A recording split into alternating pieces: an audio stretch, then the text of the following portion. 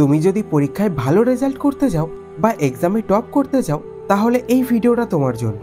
কারণ এই ভিডিওতে ভালো রেজাল্ট করা স্টুডেন্ট অর্থাৎ টপার স্টুডেন্টদের এমন 6টি গোপন টিপস বলবো যা তোমাকে ভালো রেজাল্ট করতে সাহায্য করবে।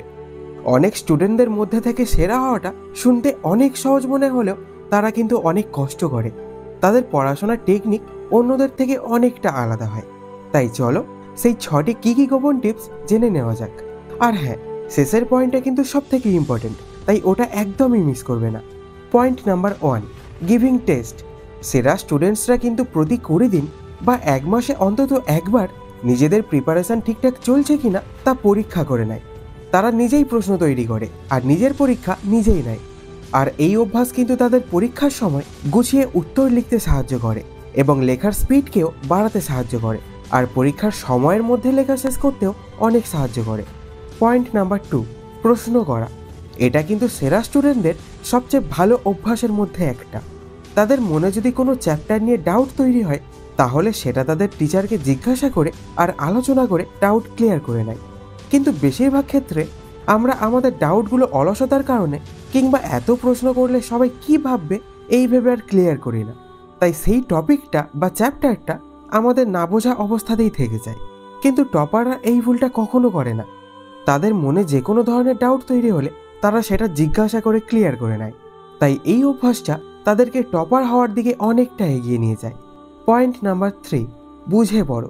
সেরা স্টুডেন্টরা কিন্তু মুখস্থ করার থেকে বুঝে পড়াকে বেশি গুরুত্ব দেয়। যে কোনো পড়াকে আমরা না বুঝে মুখস্থ করলে তা আমাদের বেশিক্ষণ মনে থাকে না।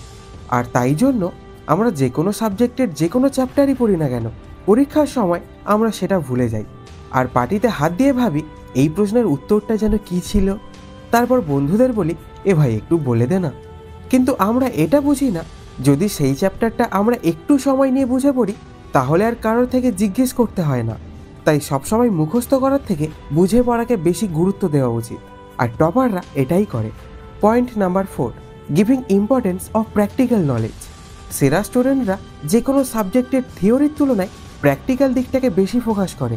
তাই তুমিও যে কোনো সাবজেক্টের যে কোনো টপিক পড়ার পর সেটা কোন ক্ষেত্রে প্র্যাকটিক্যাল অ্যাপ্লাই করতে পারবে সে বিষয়ে ভাবো। এটা করলে দেখবে অনেক কঠিন কঠিন জিনিসও সহজ হয়ে গেছে এবং জটিল থেকে জটিলতর থিওরিও সরল মনে হবে। Point number 5, staying healthy. সেরা ছাত্রছাত্রীরা জানে যে শরীর যদি ঠিক না থাকে তাহলে পড়ায়ও ঠিকঠাক মনোযোগ দেওয়া যাবে না। তাই তারা নিজের স্বাস্থ্যকে খুব গুরুত্ব দেয়। প্রতিদিন অল্প সময়ের জন্য হলেও তারা মেডিটেশন করে, ব্যায়াম করে এবং সঠিক স্বাস্থ্যবিধি মেনে চলে। তুমি ভালো করে খেয়াল করলে দেখবে তোমার শরীর যদি ঠিক না থাকে তোমার অলসতা বেড়ে যায়, কোনো কিছুতে মন বসতে চায় না, পড়তেও ইচ্ছা করে না। তাই আগে নিজের শরীরের যত্ন নাও। Point number 6, routine and planning. এটাই সেই ইম্পর্টেন্ট পয়েন্ট। সেরা স্টুডেন্টরা বছরের শুরুতেই একদিনে, এক সপ্তাহে এবং 1 মাসে কিভাবে পড়বে তার পুরো প্ল্যান বানিয়ে নেয় আর টাইম টু টাইম প্রয়োজন মতো সেই প্ল্যান চেঞ্জ করে। কিন্তু হয় যেভাবে চলছে চলুক এরকম মানসিকতা রাখে না, কারণ তারা এটা জানে যে পারফেক্ট প্ল্যানিং তাদের অনেকটা সময় বাঁচিয়ে দেবে এবং তারা আরও বেশি পরিমাণে পড়তে পারবে।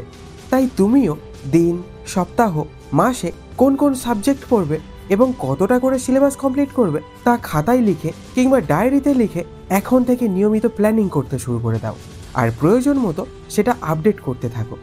তাহলে আশা করি এই ভিডিও থেকে তুমি বুঝতে পেরেছো একজন সেরা স্টুডেন্ট হতে গেলে তোমাকে কোন কোন নিয়ম পালন করতে হবে এবং কোন কোন বিষয় খেয়াল রাখতে হবে।